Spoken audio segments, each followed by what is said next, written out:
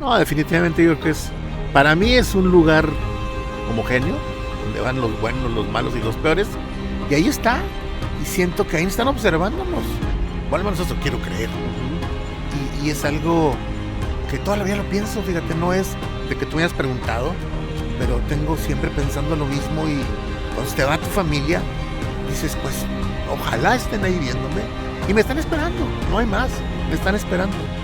De tu boca se oye espléndido, pero convencer ya a una persona de mi edad, con mis ideas de toda la vida, va a ser muy difícil que yo, por ejemplo, lea la Biblia o me acerque a Cristo. Así es muy difícil. Sin embargo, lo que pienso es que, pues no de aquí, de hace mucho tiempo en adelante, pues tratar de ser la mejor persona posible. Y si eso empata con las ideas de la Biblia y de Cristo y demás, pues adelante, por ese lado.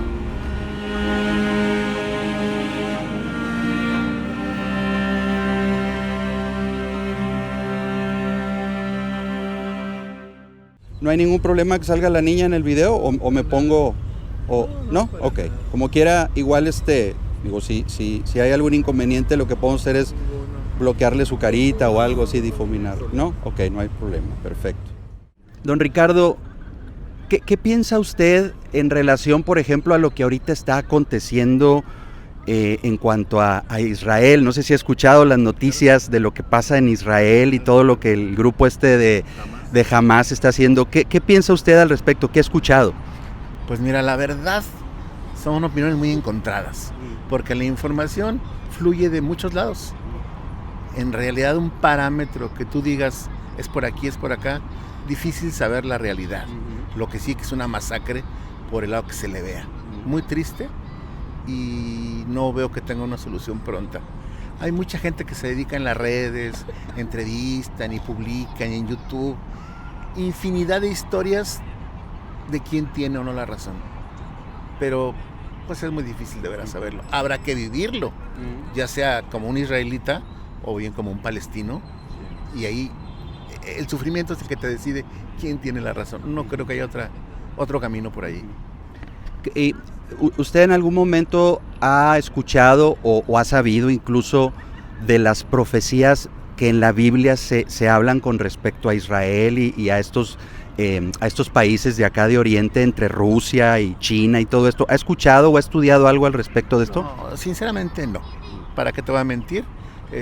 No, nunca me ha entrado esa curiosidad, así que ahí sí me dedico más que incompetente. Okay. Pero ha escuchado al respecto de que la Biblia menciona y da referencia a profecías que están todavía por cumplirse, como muchas de ellas que ya en el pasado se cumplieron, como por ejemplo cuando el pueblo de Israel, la nación de Israel, por poco y deja de ser una nación, pero después en la Biblia dijo que Dios iba a traer de nueva cuenta a su pueblo y iba a volver a hacer de ellos una nación. Y en ese sentido de las profecías bíblicas, ¿has escuchado algo, Ricardo? Bueno, en realidad se dicen mil cosas. Yo no soy un creyente ferviente de ninguna religión, por lo tanto la Biblia ni por aquí. Sin embargo, bueno, las leyendas urbanas, lo que tú acabas de mencionar, sí dicen mil cosas y no lo había relacionado con lo que me acabas de comentar como ejemplo. No lo había relacionado, te lo juro. Y ahorita es un buen punto. Sí. De hecho, esa profecía es algo que tuvo ya cumplimiento y mucha gente ignora que eso está en la Biblia, y eso es precisamente parte importante de lo que nos ayuda a entender y a ver que la Biblia es un libro verdaderamente inspirado por Dios. Muchas personas dicen que al final es un libro escrito por hombres. Dices, sí, fue escrito por hombres, sin embargo, fueron inspirados por medio del Espíritu Santo de Dios para escribirlo. No fue como que a alguien en algún momento se le ocurrió, a ver, vamos a escribir esto. En esas profecías es donde se ve realmente la mano divina de Dios. Ricardo, ¿tú has leído la Biblia en algún momento de tu vida?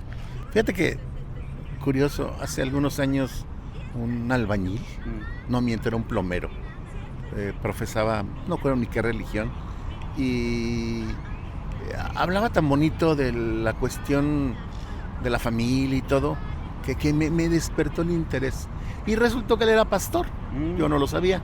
no te puedo decir qué religión porque no me acuerdo. Y nos propuso que si leíamos la Biblia juntos. Y como en mi vida la había tomado yo, no se me hizo ninguna mala idea. Le dije a mi mujer es igual de escéptica que yo, y dijimos, bueno, va.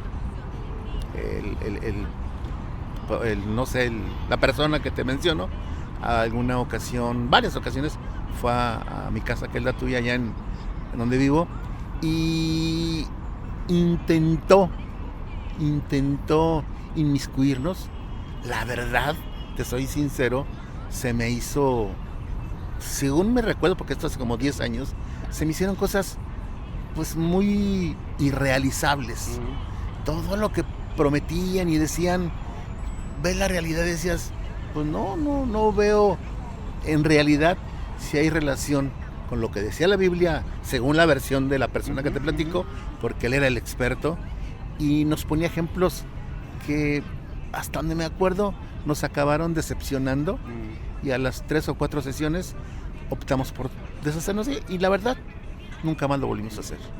Pero en ese momento, ustedes leyeron la Biblia y la interpretaban de acuerdo a lo que él les comentaba. Exacto.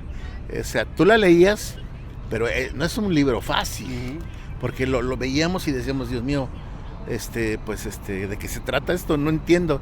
Y él ya la aterrizaba y nos decía cosas que, te repito, no se me hacían del todo muy claras, y acaban siendo para mí leyendas urbanas, como se dice comúnmente, obviamente con la proporción de vida. Así se me hacían. Pues decían, hacían, y la verdad, yo creo que mucho depende de con quién estudies la Biblia. Yo creo que eso analicé después y dije, no, a lo mejor no era la persona correcta. A lo mejor viene otra persona con otra manera, y a alguien tan, después de 60 años, no haber leído la Biblia, no ir.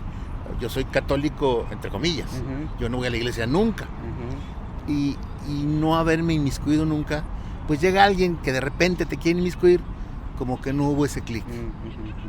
Yo creo que básicamente eso fue el fracaso. Y bueno, y realmente sí requerimos de algo, ahorita que lo menciona Ricardo, y más adelantito voy a llegar a ello, porque es bien importante, y esto fue algo que precisamente tanto mi esposa y yo pudimos entender después de que nos compartieron este mensaje.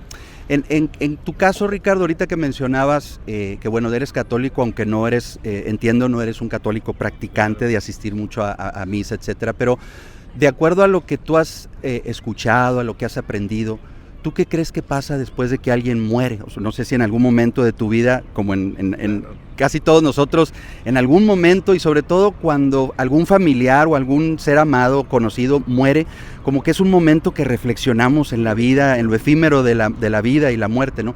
En tu caso, ¿tú qué piensas, qué crees que pasa después de que alguien muere? De entrada, no creo que necesite morirse alguien para pensarlo. Al menos yo lo he pensado 1000 veces, y 1000 veces me imagino qué puede suceder, ¿no?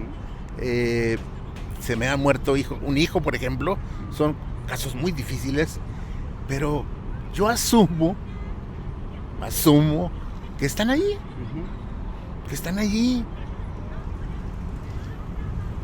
y que los vamos a volver a ver, ¿no? Hay una esperanza que de alguna manera sabemos que existe. En algún momento, a través de lo que hemos escuchado de la Biblia, de lo que nos han compartido, o incluso mensajes que otras personas nos comparten, incluso el hombre mismo en nuestro corazón, buscamos tener esa esperanza, ¿no? De que hay algo más, de que debe haber algo más, mejor que esta vida misma incluso, ¿no? Aunque no sabemos qué es, pero al menos cada uno de nosotros desea, anhela guardar en su corazón de que exista al menos una esperanza de algo mejor allá. Y de eso, Ricardo, es precisamente de lo que queremos hablar, ¿no? Ese es el propósito de esta charla, de esta plática. Si hay, digamos, si hay algo, esa esperanza de que hay algo más allá después de que partimos de esta vida, ¿tú qué crees que necesitemos para alcanzar. ¿Crees que exista un solo lugar o crees que, así como se ha mencionado, pues hay un lugar a donde, digamos, existe el bien, donde vamos a estar con Dios, o quizás existe, exacto, que exista un lugar a donde... Exacto, el infierno y el cielo. ¿Tú crees en eso, que hay un lugar en un infierno y un cielo? No, definitivamente yo creo que para mí es un lugar homogéneo, donde van los buenos, los malos y los peores, y ahí está, y siento que ahí están observándonos. Bueno, al menos eso quiero creer. Y es algo que toda la vida lo pienso, fíjate, no es de que tú me hayas preguntado, pero tengo siempre pensando lo mismo, y cuando se te va tu familia, dices, pues, ojalá estén ahí viéndome, y me están esperando, no hay más, me están esperando. Pero te digo, yo creo que es un lugar único, exclusivo, para que todo el mundo llegue ahí.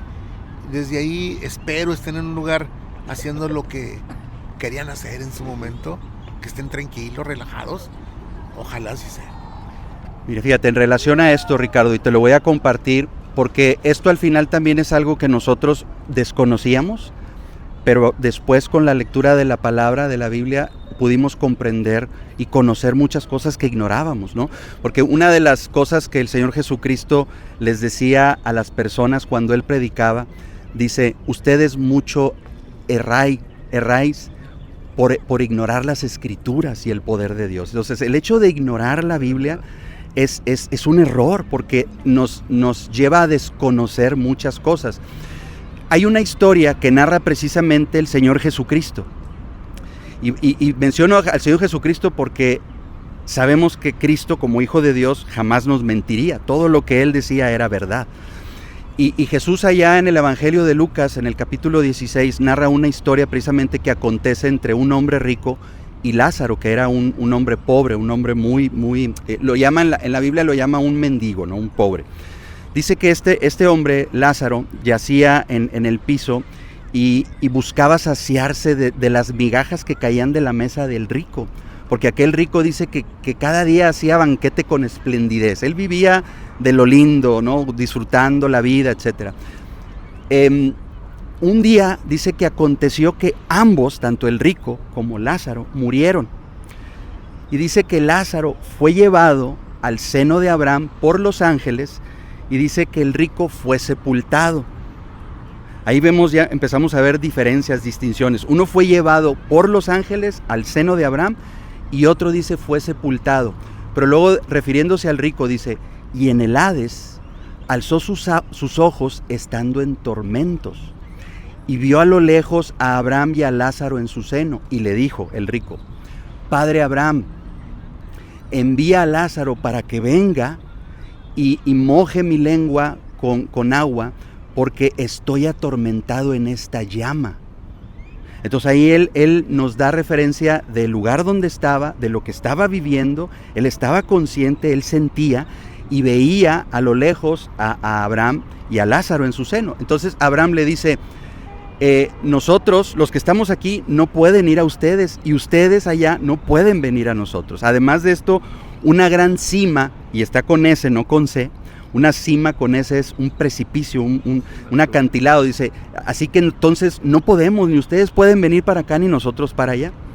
Entonces dice, Padre Abraham, te ruego entonces que mandes a Lázaro a fin de que vaya allá, porque yo tengo 5 hermanos y yo no quiero que ellos vengan a este lugar también de tormento.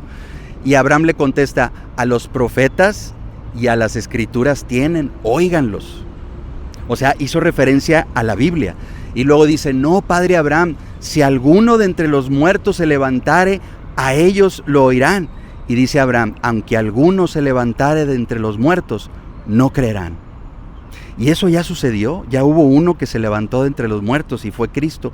Y de él es precisamente de quien te quiero hablar, Ricardo, porque precisamente Cristo fue el que más habló del infierno. Él dice que él habla precisamente de la eternidad con el Padre y la eternidad separados de Dios en el infierno. El infierno, dicho sea de paso, Ricardo, la misma Biblia dice que no fue creado para el hombre, sino fue creado para Satanás y para sus demonios.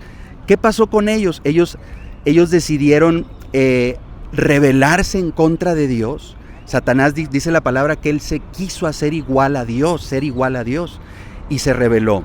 Entonces Dios crea este lugar como castigo, como una prisión eterna. Recordemos que tanto Satanás como los demonios son ángeles, son espíritus y ellos son inmortales, son eternos. Bueno, esa es una prisión eterna que Dios creó para Satanás y sus demonios. Sin embargo, el hombre en su rebeldía ha decidido también de hacer a Dios de lado y vivir de acuerdo a nuestra propia, nuestros propios ideales, filosofías. Yo creo, yo pienso, yo siento, para mí esto, para mí.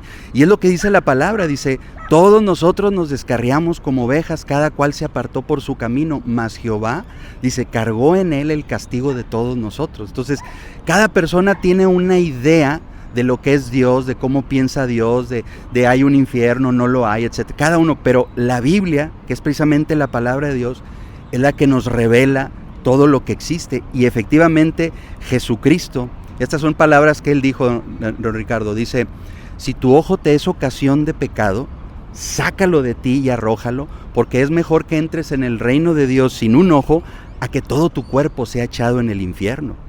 O si tu mano te es ocasión de tropiezo, córtala y arrójala de ti, porque es mejor que uno de tus miembros se pierda, a que todo tu cuerpo sea echado en el infierno. Esas son palabras de Cristo. Si el infierno no existiera, no creo yo que Jesucristo hubiera dicho esas palabras. Ahora, si esto lo llevamos, don Ricardo, a la vida real, por ejemplo aquí, ¿usted cree que los asesinos, los violadores, los pedófilos, los ladrones, deberían ellos de permanecer igual que todas las demás personas, o la ley debería de castigarlos por sus delitos? ¿Cómo ve usted esto? No, bajo esa perspectiva que me acabas de decir, bueno, pues nada que ver, ¿no? O sea, los malos donde deben estar y la gente normal pues en el otro lado. Así operaría de acuerdo a lo que me acabas ahorita de manifestar. Exactamente. La ley, de hecho, Dios dice que Él creó al hombre a su imagen y semejanza. Y precisamente el hombre tiene ese sentido de justicia que los animales, por ejemplo, no tienen. El hombre tiene ese sentido del bien y el mal, ¿no? De que haya justicia y de que se castigue cuando la justicia es violada, ¿no?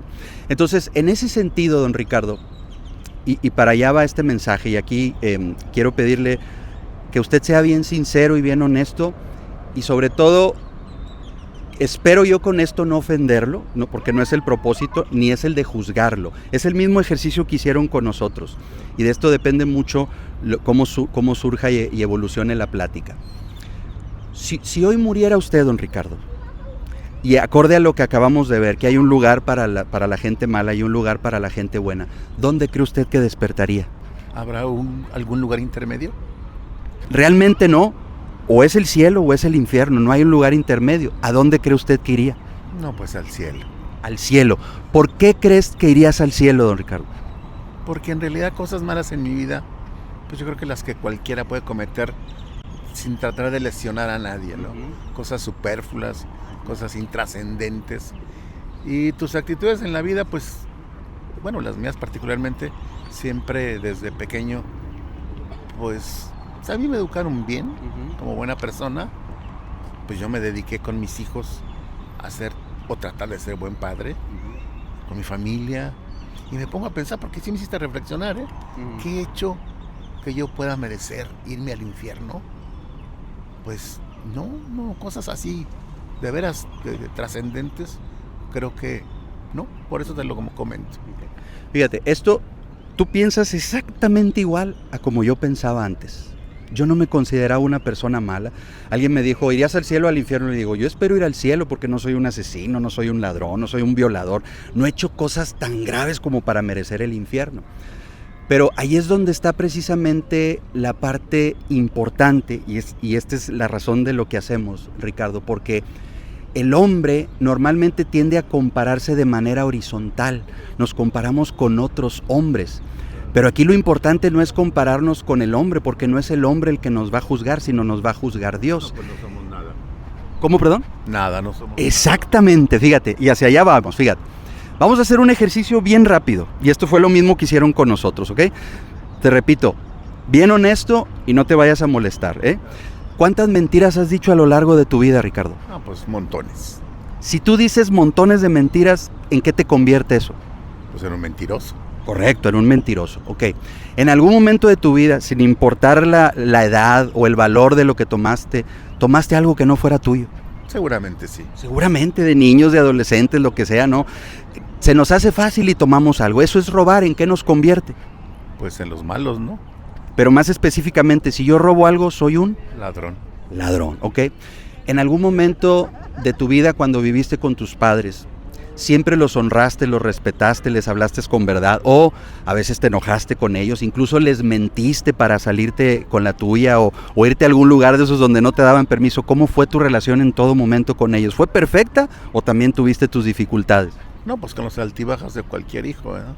Exacto, ¿no? Y más sobre todo en la adolescencia, que es cuando viene la rebeldía, ¿no? Y estamos al borde de las hormonas y nuestros padres no nos dejan hacer muchas cosas y hasta llegamos a sentir coraje con ellos. Y por último, y con esta fue la que más me dieron a mí, dijo Jesucristo: habéis oído que está escrito, no cometeréis adulterio, mas yo os digo que cualquiera que mire a una mujer para codiciarla, ya adulteró con ella en su corazón. ¿Algún momento a lo largo de tu vida, Ricardo, viste a alguna mujer con codicia? Sin lugar a dudas. Sin lugar a dudas. Como dijo alguien, si corre sangre por tus venas, es un hecho, ¿verdad? Bueno, entonces, Ricardo, fíjate, no es que te esté juzgando, es un ejercicio para hablar. Hemos mentido, somos mentirosos. Hemos robado, somos ladrones. Hemos deshonrado a nuestros padres y hemos cometido adulterio en nuestro corazón. Ya no es mi lugar, ¿verdad? Hacia allá voy. Y fíjate, dice la palabra, cualquiera que odiare a su hermano ya lo mató en su corazón. ¿Tú alguna vez sentiste coraje, odio hacia alguien que te haya hecho algo malo? Mi hermana, tal vez. Bueno, con el simple hecho de sentir enojo, odio hacia un hermano, dice, ya lo mataste en tu corazón. Somos homicidas en nuestro corazón. Ese, Ricardo, es el estándar de Dios, es muy alto. Por eso, prácticamente cuando nos evaluamos de acuerdo a la ley moral de Dios, todos quedamos expuestos como violadores de la ley. Y eso es lo que dice la Biblia. El apóstol Pablo en Romanos 3:23 dice: por cuanto todos pecaron, están destituidos de la gloria de Dios. Y dice Romanos 6:23, la paga del pecado es muerte. ¿Qué quiere decir esto? Que como todos hemos pecado, lo que Dios nos ha dado como paga de esos pecados es la muerte. Es decir, es como un criminal que violó y mató a 3 prostitutas y le dice él al juez, lo que yo hice no fue tan grave, es más, le hice un favor a la sociedad, eran escoria de la sociedad. ¿Tú crees eso? ¿Tú crees que tu pecado, que tu delito no es tan grande? Yo te voy a ayudar a entender lo grave que es lo que tú hiciste. Vas a ir a prisión en cadena perpetua por lo que acabas de hacer. Ahí el juez va a hacer caer la pena capital en esta persona, aunque él no pensaba que sus delitos eran tan graves, pero el juez tenía que hacer que la ley se cumpliese, haciendo caer todo el rigor de la justicia en él. Bueno, eso mismo va a pasar en el día del juicio. Dice que Dios va a revelarnos todas las cosas que hemos hecho malas en nuestro tiempo para ser juzgado, no por las cosas buenas, don Ricardo, porque yo pensaba, bueno, yo he hecho cosas buenas, he hecho cosas malas, pero también he hecho cosas buenas. Pero en un juzgado el juez no te juzga por las cosas buenas. Tú le puedes decir, juez, yo sé que he hecho cosas malas, sin embargo, ¿qué hay de las cosas buenas? He sido un buen esposo, he sido un buen padre, he ayudado a muchas personas. Dice, oye, las cosas buenas aquí no tienen absolutamente nada que ver. Tú aquí estás para ser juzgado por tus crímenes. Y eso es lo que vamos a hacer hoy. Entonces, Ricardo, si tú murieras hoy y Dios hiciera justicia por su ley moral, los 10 mandamientos, que fue lo que vimos solamente 4 y son 10, ¿verdad? ¿A dónde crees entonces que realmente mereces ir? Bueno, volvemos a la misma historia desde el principio, ¿verdad? Sin ser creyente, que no lo soy al final, pues al infierno directito, y no al cielo como en primera instancia te lo comenté. Ahora, Ricardo, ¿crees que haya algo que nosotros podamos hacer para no ir a ese lugar? ¿Cómo podríamos evitarlo? Pues a estas alturas del partido creo que muy poco. La verdad, lo malo que se hizo, ya se hizo, y si en realidad lo que dicen las escrituras es cierto, pues ni cómo salvarnos. Aunque sin embargo, bueno, pues lo bueno que se siga haciendo de aquí al fin de los días, pues creo que será lo mejor, ¿no? Hay algo que la Biblia dice que el hombre necesita hacer, no que pueda hacer, necesita hacer. Aquí va la explicación. Usted ha escuchado hablar de Jesús. Claro. ¿Cómo murió él? Pues en la cruz. Ahora, ¿por qué tuvo que morir en esa condición o de esa manera? Pues por decisión de los humanos que rodeaban por ahí. Fue una decisión. Bueno, unos obviamente lo crucificaron, pero estaba escrito de él desde el Antiguo Testamento que Dios iba a enviar a su Hijo para morir, para tomar el lugar que a nosotros nos correspondía. Cuando él estaba en la cruz, don Ricardo, y probablemente usted ha visto una película en algún momento en Semana Santa, cuando pasan las películas de Jesucristo, ¿no? Él estaba crucificado y antes de entregar el Espíritu, él dijo dos palabras muy profundas, pero extrañas a la vez. Él dijo, consumado es. ¿Qué quiere decir? Hecho está, la deuda se pagó. Si usted está, por ejemplo, en un juzgado y el juez dice, mira Ricardo, aquí hay estas 10 infracciones que tú cometiste. Sin embargo, alguien vino, pagó tu fianza, así es que ya te puedes ir. La ley se cumplió, tú habías violado la ley por las infracciones, alguien vino y pagó la fianza que tú, que pagó por ti para que tú salieras en libertad. Ahí la ley se cumplió. La ley exigía que alguien pagara. Bueno, cuando Cristo estaba en la cruz, Él dijo, hecho está, consumado es decir, la fianza, el pago que había por nuestros pecados, lo hizo Jesucristo en la cruz. Esa fue la razón por la que Él vino, vivió la vida perfecta, justa que tú y yo y ningún ser humano pudo vivir. Y Él derramó la sangre que Dios demandaba para el perdón de los pecados. Dice la Biblia que sin derramamiento de sangre no se hace remisión de pecados. Entonces, la única sangre que se podía derramar era la de Cristo, porque era la sangre pura. Entonces, esa fue la razón por la que Cristo murió. ¿Te acuerdas que había un ladrón crucificado junto a él? Sí, claro. Bueno, eran dos, pero uno de ellos le dice, si tú eres el Mesías, sálvate a ti mismo y sálvanos a nosotros. Y luego el otro dijo, acuérdate de mí cuando vengas en tu reino. Y luego Jesús voltea y le dice, de cierto te digo que hoy estarás conmigo en el paraíso. Él era un criminal que estaba ahí pagando por sus crímenes. No se unió a ninguna religión, no se bautizó, no hizo ninguna buena obra, no hizo absolutamente nada. ¿Y por qué Jesús le diría, hoy estarás conmigo en el paraíso? ¿Por qué le diría eso? Bueno, pues quería pagar por todos, ¿no? Y por eso lo hizo. Pero fíjate que lo que hizo este malhechor que estaba a un lado de él creyó en su corazón que el que estaba ahí dijo, acuérdate de mí cuando vengas en tu reino. ¿Por qué le dijo eso? Si iba a morir, sí, pero él iba a morir y este malhechor creyó que ese hombre era quien decía que era el Mesías y que iba a resucitar y que iba a regresar con un reino. Entonces, él lo creyó en su corazón y lo confesó con su boca, le dijo, acuérdate de mí cuando vengas en tu reino. Y eso, Ricardo, es lo que dice el apóstol Pablo en Romanos 10, 9 y 10, dice que si confesares con tu boca que Jesús es el Señor y creyeres en tu corazón que Dios le levantó de entre los muertos, serás salvo. Porque con el corazón se cree para justicia, pero con la boca se confiesa para salvación. Esa decisión de creer en Cristo, de creer que Él pagó por mis pecados, es a lo que se le llama evangelio, son las buenas noticias. Las malas noticias que yo te di al principio, donde lo que te digo es que todos hemos infringido la ley moral de Dios, todos, incluso yo, mi esposa, todos hemos violado la ley de Dios y lo que merecen nuestros pecados es el infierno. Esa es la mala noticia. La buena noticia es que Dios envió a Cristo para que Él tomara ese lugar que nos correspondía a nosotros. Él nos dijo, hazte un lado, tú no puedes pagar, yo voy a pagar.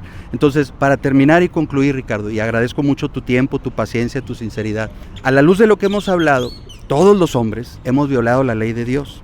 Si morimos en esa condición y Dios hace justicia, no iríamos al cielo, sino al infierno. Hay dos cosas que la Biblia dice que debemos hacer: arrepentirnos y creer, depositar nuestra fe en el sacrificio que Jesucristo hizo, depender de Él, don Ricardo, porque es como un paracaídas. Si usted va en un avión y este avión va de caída, y en este momento ahorita tu plan, Ricardo, es me voy a lanzar y voy a mover mis brazos para salvarme. Te digo, no hagas eso. Ahí hay un paracaídas, póntelo, es el único que te puede salvar la vida. Bueno, ese paracaídas, Ricardo, se llama Jesucristo. Y lo que dice Dios es, vestíos del Señor Jesucristo. Él es el único que puede vencer la ley de la gravedad, como el paracaídas, ¿no? El único que nos puede ayudar a dar ese paso a la vida eterna es Jesucristo. Y esto no se trata de una religión. El cristianismo es precisamente, nosotros nos identificamos como cristianos porque creemos en Cristo, profesamos a Cristo y seguimos a Cristo. Eso es lo que te hace un cristiano, ¿no? Entonces, si tú murieras en esa condición, Dios te haría justicia, irías al infierno. Hay dos cosas que debes hacer: arrepentirte y creer en Jesucristo. Ricardo, ¿cuándo crees tú que deberías de ponerte a cuentas con Dios y creer en Él? Pues mira, arrepentirme, yo creo que pues me voy a arrepentir toda la vida. y creer en Jesucristo, pues a mis años ya me va a ser muy difícil acercarme de la manera que tú me vas llevando, y que se oye de tu boca, se oye espléndido, pero convencer ya a una persona de mi edad con mis ideas de toda la vida va a ser muy difícil que yo, por ejemplo, lea la Biblia o me acerque a Cristo. Sí me hace muy difícil. Sin embargo, lo que pienso es que, bueno, de aquí, de hace mucho tiempo en adelante, pues tratar de ser la mejor persona posible. Y si eso empata con las ideas de la Biblia y de Cristo y demás, pues adelante, por ese lado. Fíjate, mi papá, él se convirtió a Cristo a sus 76 años de edad. 76, ya nos vamos. 76 años de edad. Y Cristo, créeme, que cambió su vida. Y a lo mejor para ti es difícil, pero dice la Biblia, para Dios nada hay imposible. Mira, te voy a obsequiar, si me lo permites, este pequeño evangelio de Juan. Léelo. Yo le digo a las personas, recibe ese evangelio como una carta de Dios para ti. Léelo como si fuera una carta que Dios te escribió y te mandó a ti. Ahí te va a decir quién es Jesús, cómo vino al mundo, cómo nació, qué enseñó, cómo murió, etc. Léelo y vas a ver, deja que Dios hable a tu corazón y Él pueda dar ese mensaje directo de su palabra a tu corazón, ¿ok? Pero medita en esto, porque todos un día vamos a morir, estamos a un latido de la eternidad y es bien importante que esa decisión la tomes en vida. Entonces te agradezco mucho, Ricardo, por tu tiempo. Gracias, chiquita, por tu paciencia también, será mucho gusto. Y de nueva cuenta, gracias por tu tiempo, Ricardo, y medita profundamente en esto. Te vamos a dejar todo lo que platicamos, aquí viene en este folletito, léelo, medítalo y ojalá sea de bendición para tu vida. Gracias.